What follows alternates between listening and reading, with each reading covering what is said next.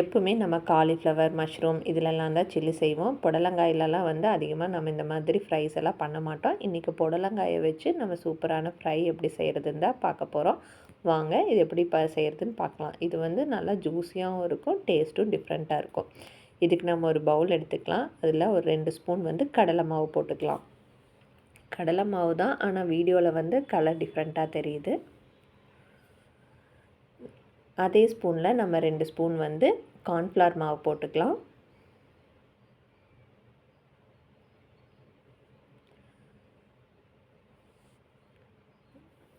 ரெண்டு ஸ்பூன் வந்து அரிசி மாவு சேர்த்துக்கலாம்.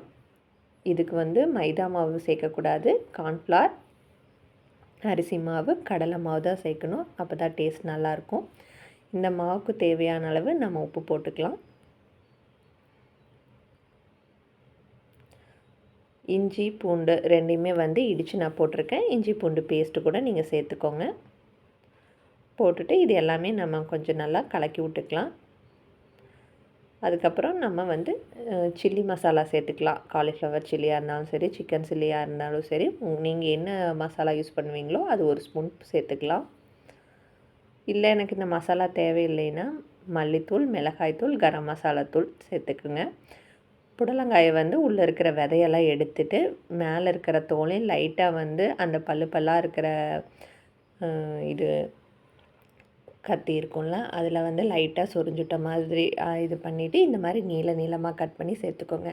இப்படி நீளமாக கட் பண்ணி சேர்க்குறப்போ வந்து வெந்துச்சுன்னா உள்ளே வந்து சாஃப்டாக நல்லா ஜூஸியாக இருக்கும், சாப்பிட்றதுக்கு நல்லாயிருக்கும். கலர் வந்து ஆப்ஷனல் தான், உங்களுக்கு தேவைன்னா சேர்த்துக்கலாம். இதுக்கு தண்ணி நிறையா சேர்த்து பெறையக்கூடாதுங்க. அளவாக கொஞ்சமாக தண்ணி தெளித்து நம்ம கலந்து வச்சுக்கலாம். கலந்து வச்சுட்டு ஒரு 5லேருந்து 10 நிமிஷம் ஊற விட்டிங்கனாவே வந்து புடலங்காயிலேருந்து நல்லா தண்ணி வெளியில் வரும். அதுவே வந்து நம்ம கரெக்டான கன்சிஸ்டன்சி கொடுக்கும். ஸோ நான் வந்து மாவில் போட்டு நல்லா வந்து கலக்கி மட்டும் இந்த மாதிரி கோட் பண்ணி வச்சுக்கலாம். மாவு வந்து உங்களுக்கு பத்தாத மாதிரி தான் தெரியும். ஒரு 5 நிமிஷம் விட்டு பார்த்திங்கனாவே உங்களுக்கு வந்து கரெக்டாக கன்சிஸ்டன்சி வந்துடும். மாவெல்லாம் ஈவனாக கோட் ஆகிற மாதிரி நம்ம நல்லா கலக்கி விட்டுக்கலாம். இந்த 5 நிமிஷம் கழித்து பார்த்திங்கன்னா உங்களுக்கு எப்படி பஜ்ஜி பாவு மாதிரி கன்சிஸ்டன்சி வந்துடும். இப்போ நம்ம ஒன்று ஒன்றா எண்ணெயில் போட்டு பொரிச்சு எடுத்துக்கலாம். எண்ணெய் நல்லா காயட்டும். காஞ்சதுக்கப்புறம் நம்ம இது வந்து ஒன்றா தான் போடணும். நீங்கள் 2, 3ன்னு ஒன்றா எடுத்து போட்டிங்கன்னா ஒன்றுக்கு ஒன்று ஒட்டிக்கும். அதுக்கப்புறம் வந்து பிரித்து சாப்பிட்ற மாதிரி தான் இருக்கும். உங்களுக்கு தனித்தனியாக ஒரு ஃபிங்கர்ஸ் ஃப்ரெஞ்ச் ஃப்ரைஸ் மாதிரி சாப்பிட்ணும் அப்படின்னா ஒன்றா நீங்கள் போடணும்.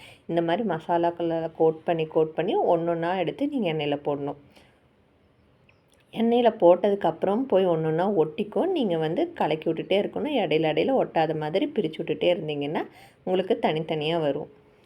இல்லைன்னா ஒன்றுக்கு ஒன்று போய் அந்த பசையில் ஒட்டிக்கும். நீங்களும் இந்த மாதிரி ட்ரை பண்ணி பாருங்கள்.